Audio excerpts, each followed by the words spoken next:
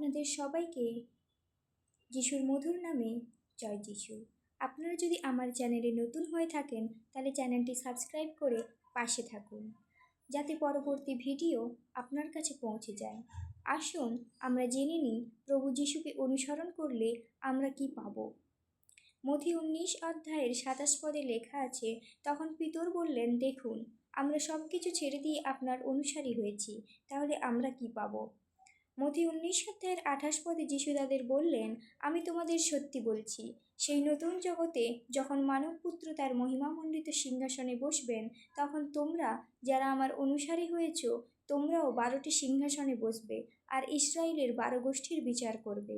অর্থাৎ প্রভু যিশুকে যারা অনুসরণ করেছেন তাদের জন্য স্বর্গরাজ্যে আমাদের মহান পিতা সিংহাসন তৈরি করে রেখেছেন। মথির 19 অধ্যায়ের 29 পদে লেখা আছে, আর যে কেউ আমার জন্য বাড়িঘর, ভাই বোন, বাবা মা, ছেলে মেয়ে অথবা জায়গা জমি ছেড়েছে সে তার শতগুণ বেশি পাবে এবং অনন্ত জীবনেরও অধিকারী হবে। অর্থাৎ প্রভু যিশুকে যারা নিঃস্বার্থভাবে ভালোবেসেছে এবং সমস্ত কিছু ছেড়ে দিয়ে তার সুসমাচার প্রচার করেছে, স্বর্গরাজ্যে তিনি তার শতগুণ বেশি ফেরত পাবে এবং অনন্ত জীবন অধিকারও লাভ করবে। মথির 10 অধ্যায়ের 10 পদে লেখা আছে, পথ চলতে কোনো থলি বা বাড়তি জামা কাপড় কিংবা জুতো নিও না, এমনকি লাঠিও না, কারণ আমি বলছি শ্রমিক তার পারিশ্রমিক পাওয়ার যোগ্য। অর্থাৎ তুমি নিজের চিন্তা করো না, নিজে কি খাবে কি পরবে সেই সব চিন্তা করে থলিতে কোনো বাড়তি জিনিস নিও না, কারণ তুমি যেভাবে প্রচার করছো, তুমি যেভাবে কাজ করছো, আমাদের স্বর্গের মহান পিতা সেই হিসেবে তোমার পারিশ্রমিক তোমাকে দিয়েই দেবে।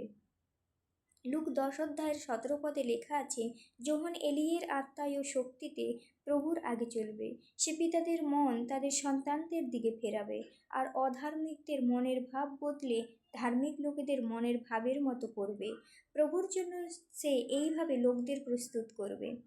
অর্থাৎ প্রভু যিশুকে যারা অনুসরণ করে তারা অধার্মিকদের মনের ভাব বদলে ধার্মিক লোকের মনের ভাবের মতো করতে পারবে প্রভু যিশুর বচন দ্বারা। লুকের 12 অধ্যায়ের 37 পদে লেখা আছে, ধন্য সেই সব দাস মণিবেশে যাদের জেগে প্রস্তুত থাকতে দেখবেন। আমি তোমাদের সত্যি বলছি, তিনি নিজে পোশাক বদলে প্রস্তুত হয়ে তাদের খেতে বসাবেন এবং নিজেই পরিবেশন করবেন। অর্থাৎ প্রভু বলেছেন, প্রভু যিশু মসির আসার দিনে যারা সেদিন পর্যন্ত প্রভুর সুসমাচার প্রচার করে অর্থাৎ জেগে থাকে, তাকে প্রভু যিশু স্বর্গরাজ্যে নিয়ে যায় এবং অনন্ত জীবনের অধিকারী করে। গীতসংগীতে 37 পদে 23 অধ্যায়ে বলেছেন, যে সৈন্য সাবধানে চলে প্রভু তাকে সাহায্য করবেন, প্রভু তাকে পড়ে যেতে দেবে না। যদি সেই সৈন্য দৌড়ে গিয়ে শত্রুকে আক্রমণ করে, প্রভু সেই সৈন্যের হাত ধরে তাকে পতন থেকে রক্ষা করবেন। অর্থাৎ প্রভু যিশুকে যারা অনুসরণ করে চলে, তার বাক্য মতো যারা চলে, প্রভু তাদেরকে সাহায্য করে এবং তাদের সর্বদা পাশে থাকে। এবং যদি কোনো বিপদ আপদ বা কোনো ভুল কাজের পথে পা বাড়ায়, প্রভু সেই পতন থেকেও তাকে রক্ষা করে।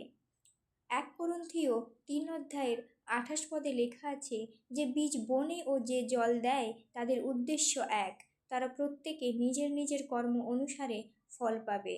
হে বিশ্বাসী ভাই ও বোনেরা, আসুন আমরা প্রভু যিশুতে বিশ্বাস করি এবং প্রভু যিশুর পথ অনুসরণ করি।